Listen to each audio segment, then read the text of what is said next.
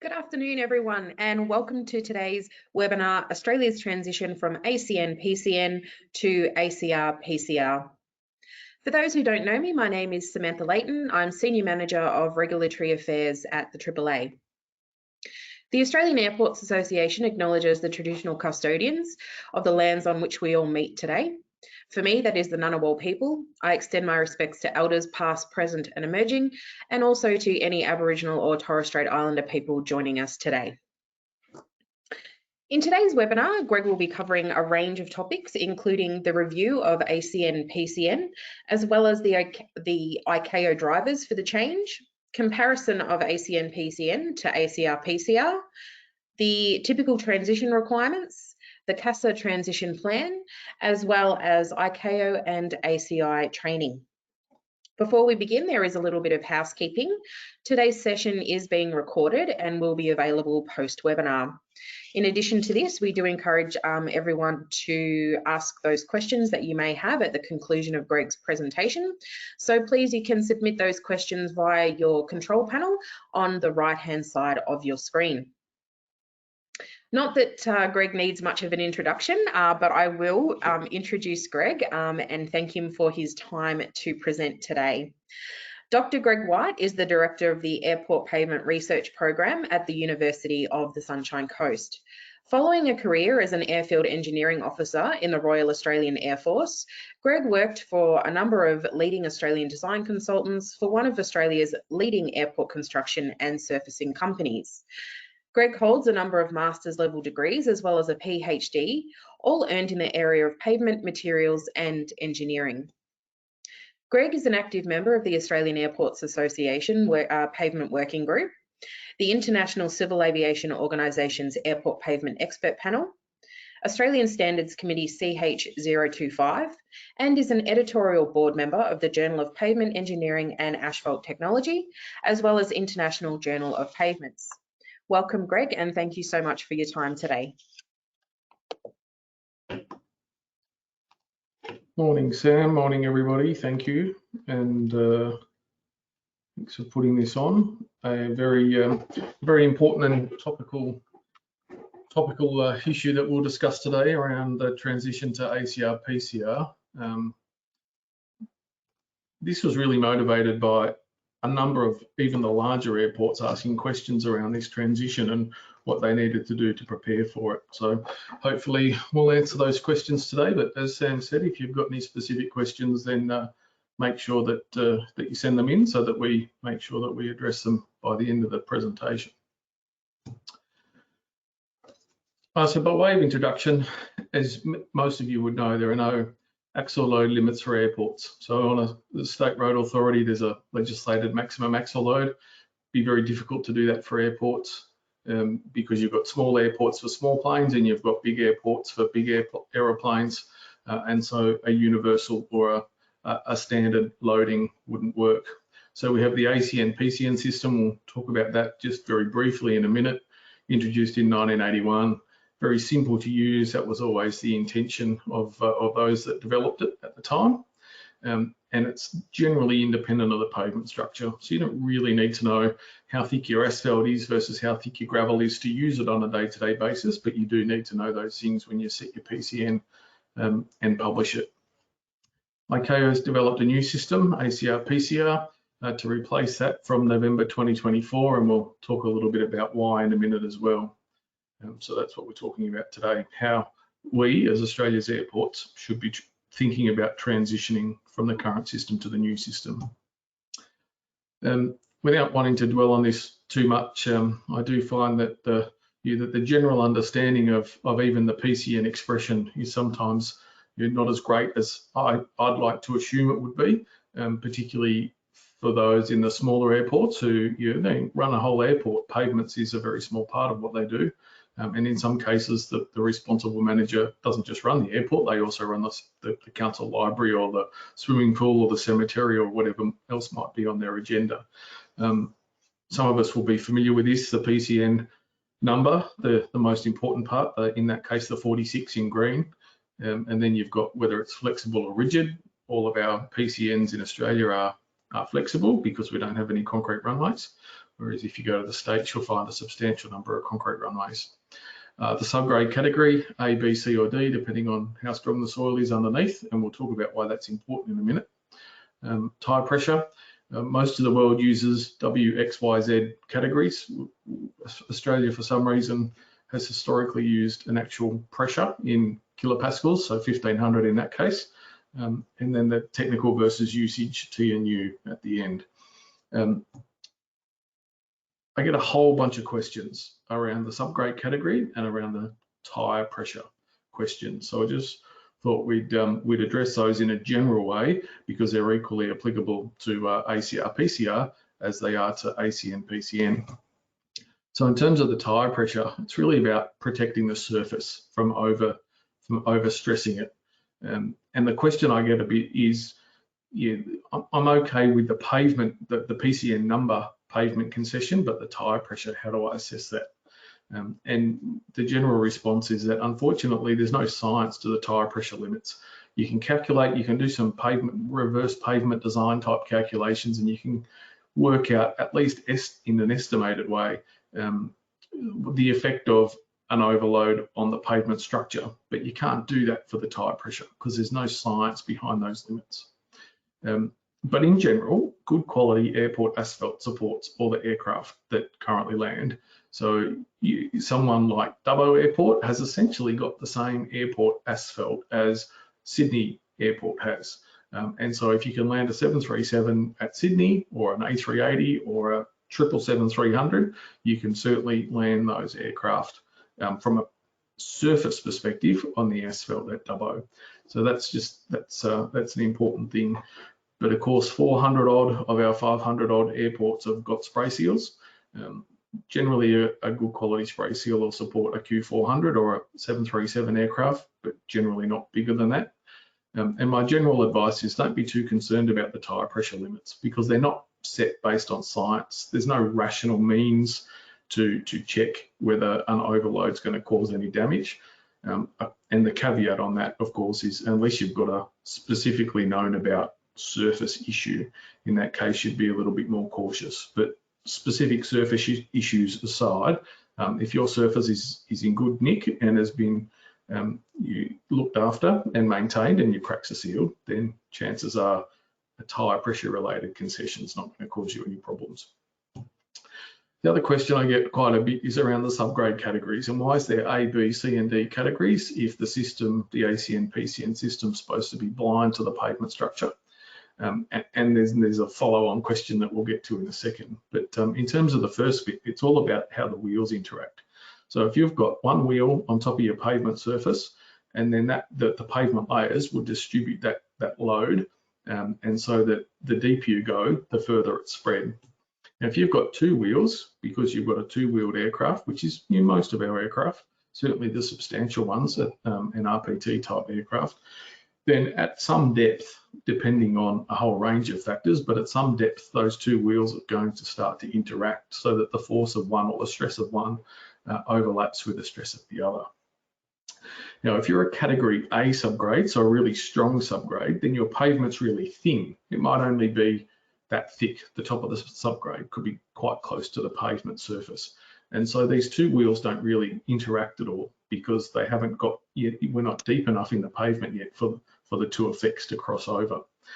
In contrast, if you're a category D, a very weak subgrade, then your pavement will have to be really thick for the same aircraft, which means you'll be down here and you've got a large zone where the two wheels, the effects of the two wheels are interacting. And so and it follows on that if you've got 4 wheels or 6 wheels, then the amount of interaction that you'll get deeper down, which is only really applicable to those C and D subgrade categories, will become greater and greater. And as a result, you can actually calculate that if you've got a one-wheeled aircraft, which is represented by the blue line, then your ACN really doesn't change in a relative way, whether you've got A, B, C or D. It does a little bit, but that's just sort of anomalies in the maths. In theory, it should be a straight line. It's not quite. But as you can see there, if you've got 6 wheels in your on your aircraft, so like a 777 or an A380, then you've got quite a lot of interaction. And by the time you get to the category D, the category D ACN of that aircraft is almost twice what it was for the category A pavement. So you're getting almost twice as much damage being caused by the other wheels as you are by the wheel that you're underneath. Oh, gone the wrong way. So that's why we have this A, B, C, and D category. The follow-on question that I quite often get asked, and I've been asked this by some operational people at some rather large airports from time to time, is if I change my subgrade category to D, my PCN will go up, and that'll make my pavement stronger. But of course, we should all know that the same plane does the same damage, no matter to the same pavement, no matter what you call it or how you rate it. So this idea that if I change my subgrade, I'll be able to accommodate something larger it's a misunderstanding as opposed to a reality. So I just wanted to talk about those couple of things because they're the questions that I get asked a lot around ACN, PCN, and as I said, they apply to ACR, PCR as well. So we'll talk a little bit, why is ACAO doing this? This is a big deal to change all this stuff, ACR, PCR. So why? What's the benefit of doing it? We'll just talk quickly about the differences between ACN, PCN and ACR, PCR, and my version or my interpretation of CASA's implementation plan. Very quickly, just about how the challenge that this presents will be different for different airports, depending on what they do and don't know about their PCN rating. And then I've tried to develop a very practical checklist that airports can ask themselves, and we'll talk about that. And then we'll answer any questions at the end. So why is ACAO doing this? Up until now, if you've been doing a pavement thickness design, you've been using some kind of sophisticated tool probably, or your consultants have. The example there on the left is Farfield 1.4.2, which is essentially the last of the FAA softwares designed to be used within the ACN PCN system. It's laid elastic, it's very sophisticated. It does a lot of calculations automatically, and it uses what is essentially current best practice in terms of pavement thickness calculations. So you do that for your pavement, and then at the end of that process, you have to give that pavement a PCN. We don't necessarily follow this process in Australia, but certainly if you're in America and you want federal funding under the FAA's support system for new pavement construction, you have to use a prescribed method to calculate your PCN. And that uses this other software called Confa, which kind of looks the same. They're both very graphically based and relatively easy to use from an interface perspective. But the mathematics inside is completely different. The PCN calculation uses very simplified mathematics because it was the mathematics that was available on computers in 1981 when the ACN PCN system was introduced. So it's very simple, and it makes a lot of a lot of simplifying assumptions about aircraft loads and pavement structures. And so what could happen every now and then is if you designed your pavement with a sophisticated software and then strength rated it with this simple PCN software or ACN calculation software, Confa, you could actually find that the plane that you designed your pavement for wasn't allowed to operate because its ACN was higher than the PCN. So the plane that you designed your new runway for, before any use of the runway had occurred, you needed a pavement concession for, and that caused a lot of grief, particularly in privatized airport developments, because people were being told, here's the planes that you have to accommodate. They did their thickness design, and those pavements were designed for those aircraft. But then when they did the PCN rating, all of a sudden the aircraft that they were told that their pavement had to be able to accommodate, they needed a pavement concession. And that wasn't anybody's fault. That was just a reflection of the differences in the softwares and the calculations going on in the background, and how they added the effect of different aeroplanes together, and how they took into account different pavement materials and structures. So in the future, according to the FAA in the USA, these things both happen in one software. One software which is called Farfield 2.0, and this software uses the same mathematics for the thickness design as it does for the PCR calculation. And so a lot of those issues will go away because you've got now the same mathematics and the same assumptions being used in the same software to produce those two parts of the pavement design process, the pavement design and then the PCR assignment. So that was the whole motivation, was to avoid these anomalies between design and then the subsequent PCN calculation. So according to the FAA, what do you do? And in accordance with, as well as the ICAO Aerodrome Design Manual, according to the FAA's advisory circular, you get your pavement structure, you put it in that software, you enter your aircraft traffic forecast, you put that into the software, you click pavement evaluation mode, you push the button, and out will spit an answer. And that's the answer that you should trust. There'll still be some oddities in terms of some of those answers. I have seen examples where the PCR was higher than all of the aeroplane ACR values. So no matter which aeroplane in the entire world you look at, the highest ACR you'll ever come across is around 1500. Whereas you might do this process and get a PCR for your runway of 2000. Now, I can't think of any logical reason why you would need to make your pavement rating higher than the biggest plane in the world. That just would make no sense to me. So my criticism or my concern with this process is it takes away the common sense and the judgment. And common sense and judgment have been part of the PCR or PCN, and they should be part of the PCR setting process certainly for Australian airports, but for all airports around the world, really, there should be some ability to exercise some judgment in setting those things, and some risk-based assessment, and some practical knowledge about your local area, your local aircraft operations, rather than just following this black box to a predetermined answer that you don't have any control or say over. So that's my main concern with following such a prescriptive system.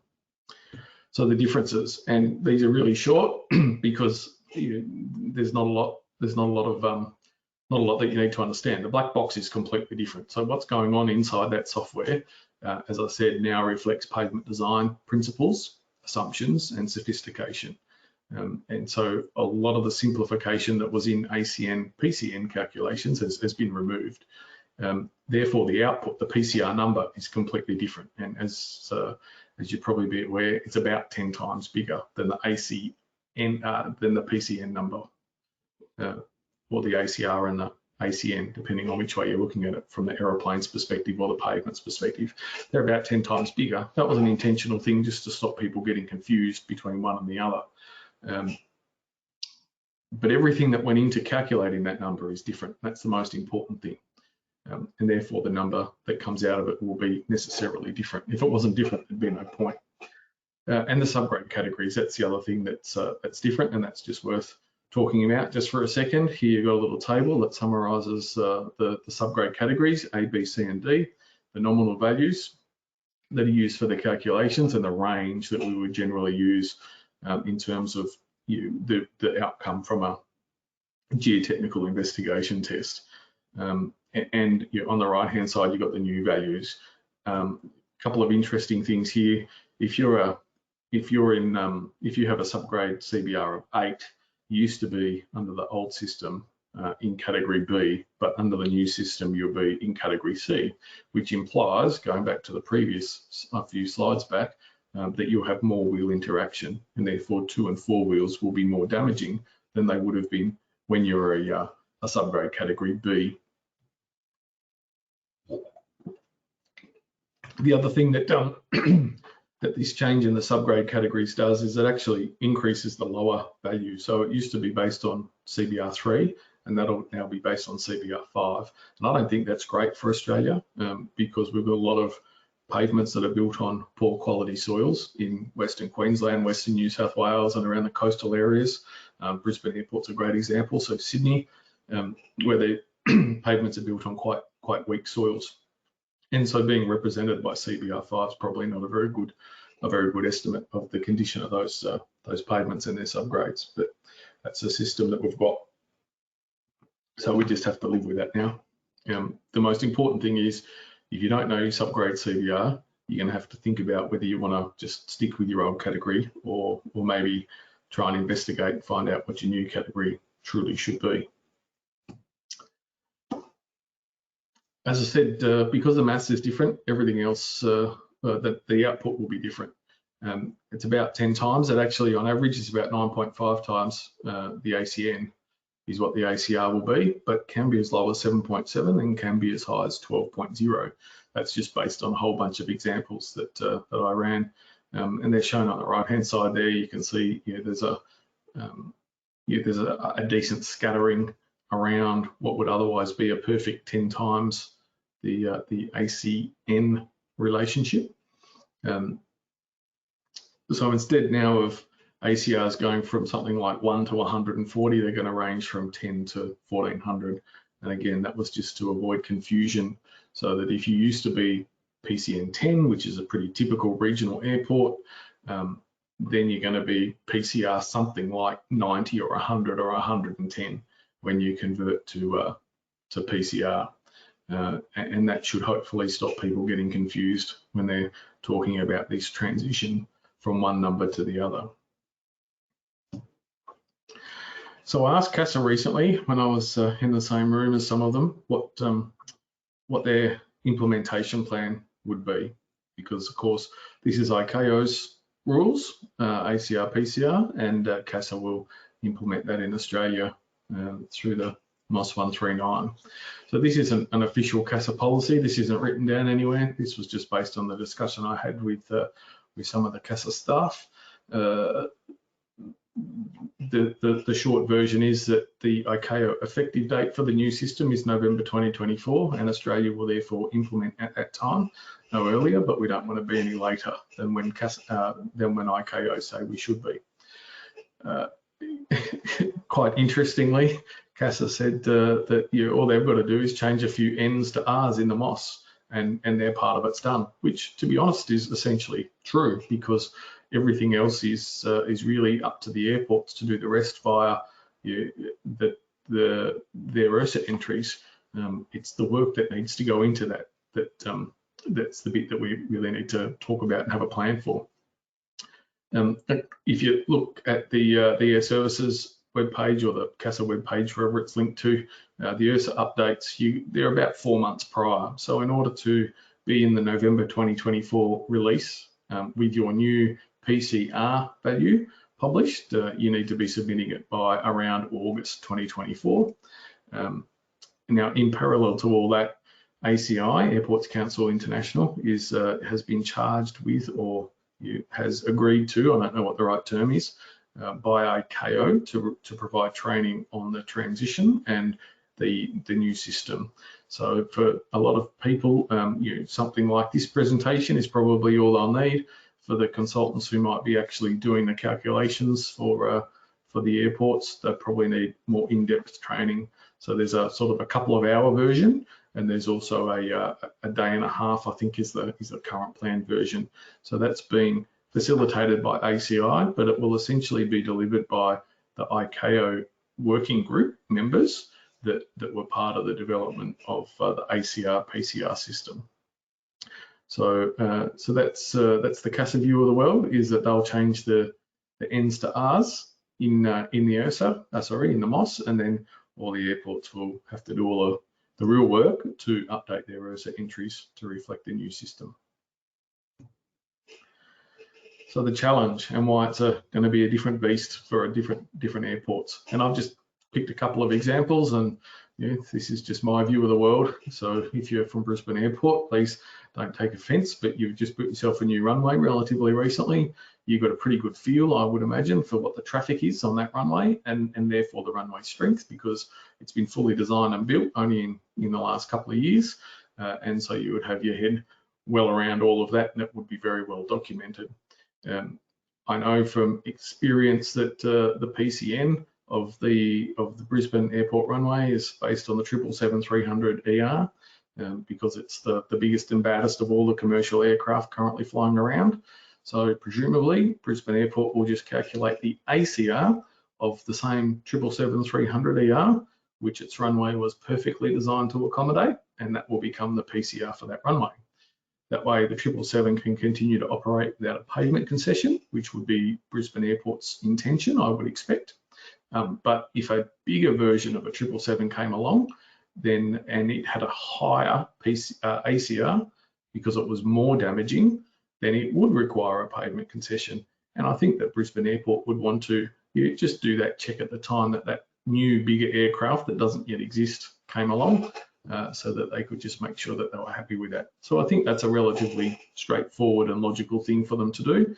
Just set their strength rating so that their current worst aeroplane becomes their future worst aeroplane, and that any other aeroplanes that come along that are even more damaging have to be checked first. I think that makes sense.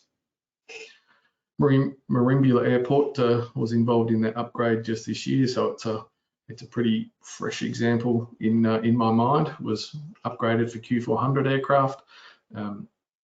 So similar to Brisbane, they'll be able to just calculate the ACR of the Q400, and that'll become their PCR moving forward, because that's also the ACN of the Q400 is the current PCN of their runway. So it's a logical transition from one to the other.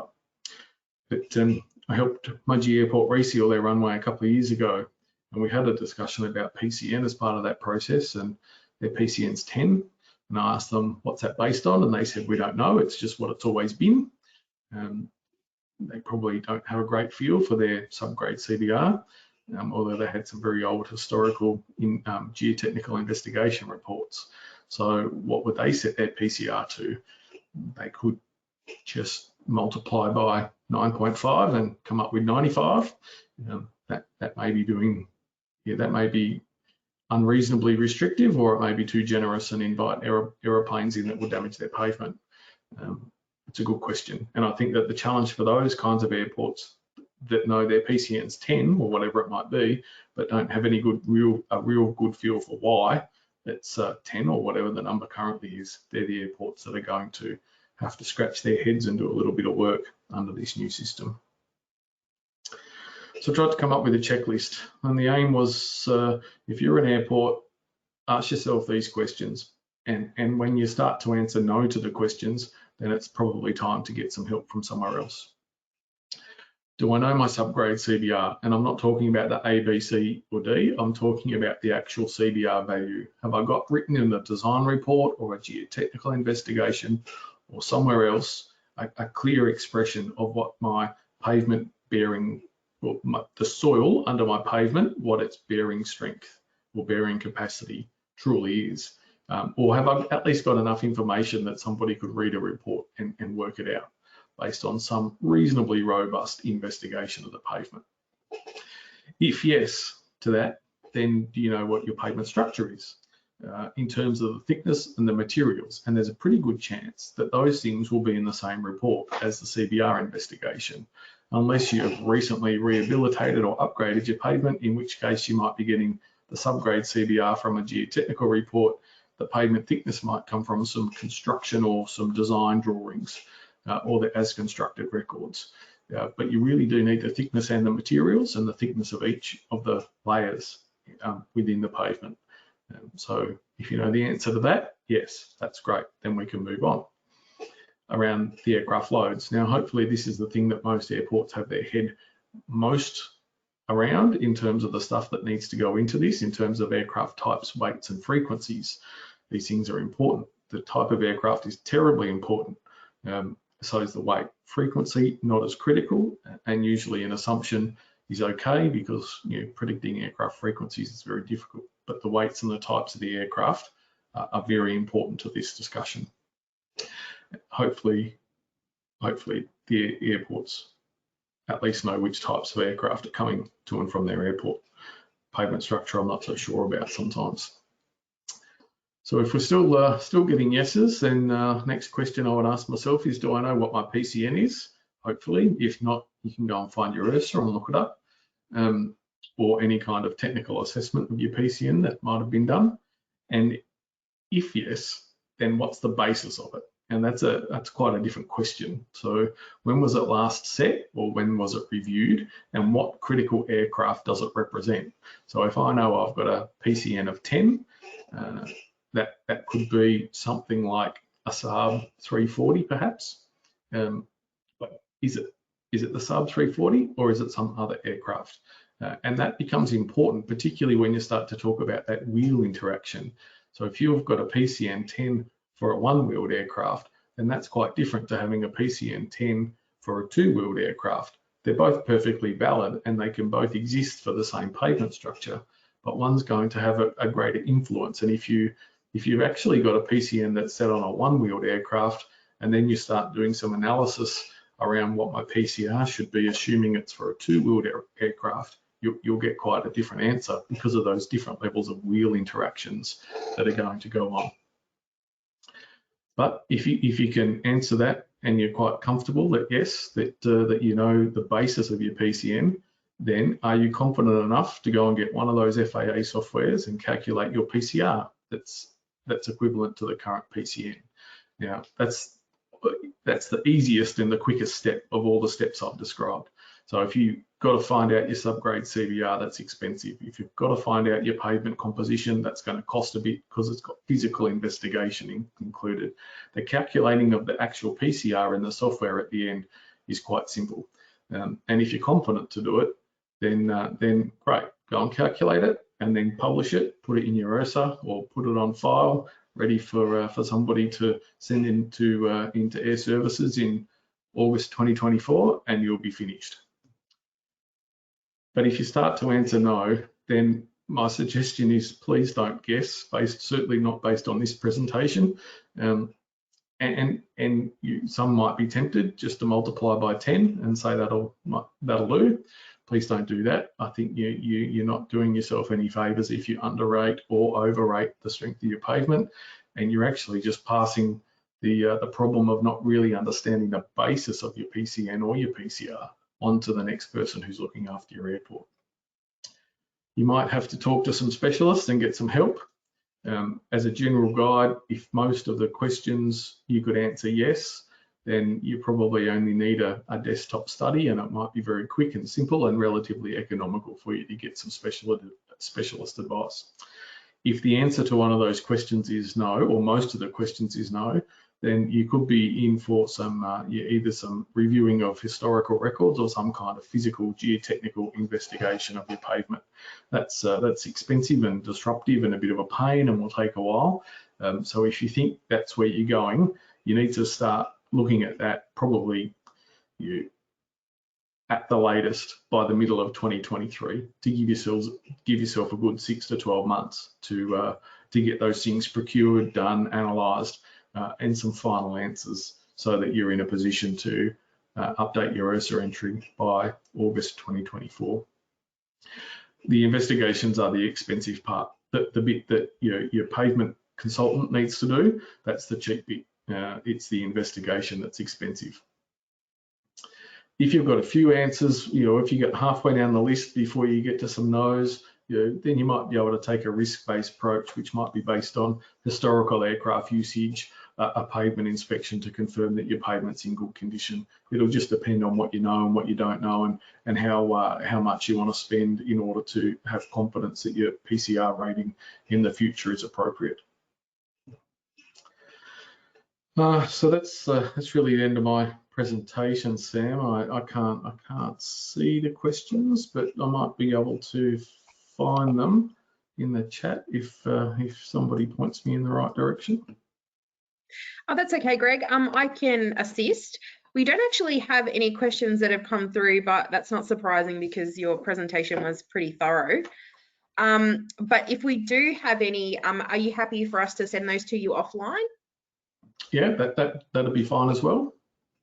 Yeah, because usually what happens is people may think of something after the presentation and then send those through. So just a call out to everyone that's online now. If you do feel like you have any additional questions, please feel free to send those through to myself or to Greg directly, and he'll be able to answer those.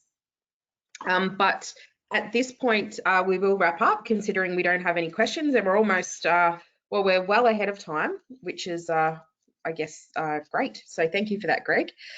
Just a reminder to everybody online that today's webinar is or has been recorded and will be available on the AAA website, and will also be sent out to all attendees that joined us today.